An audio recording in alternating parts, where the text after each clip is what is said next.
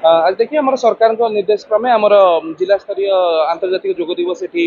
Indoor stadium पालन होता जो माननीय मंत्री जोग सरकारी अधिकारी जिला परिषद अध्यक्ष जोगे जिला स्तर छाड़ी ब्लॉक लेवल यूएलबी लेवल और स्कूल स्तर में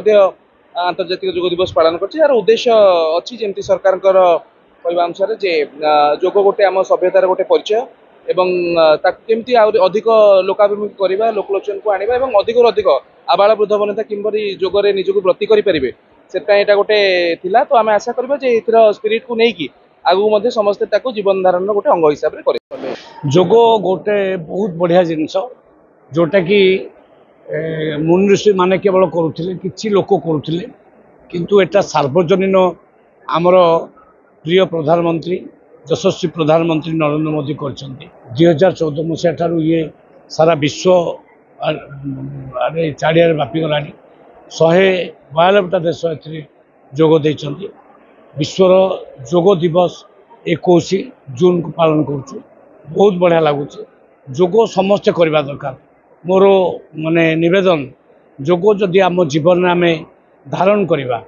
प्रत्येक दिन अध घंटे केवल जोग करवा ताहले आमको डाक्तर पाखु जावाक पड़ोनी मेडिकल जावाक पड़ोनी स्वास्थ्य बाबद में आदौ पैसा खर्च हम ना। मु गोटे उदाहरण सदा देली जे कोरोना समय आम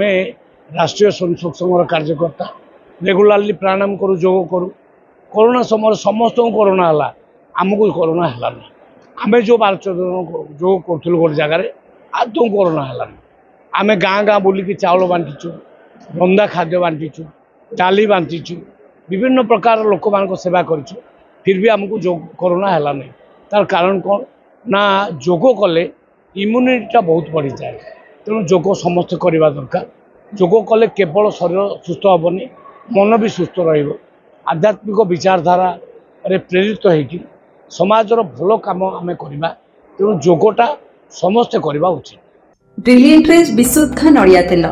घन लंबा और पड़ा केशर मूलमंत्र।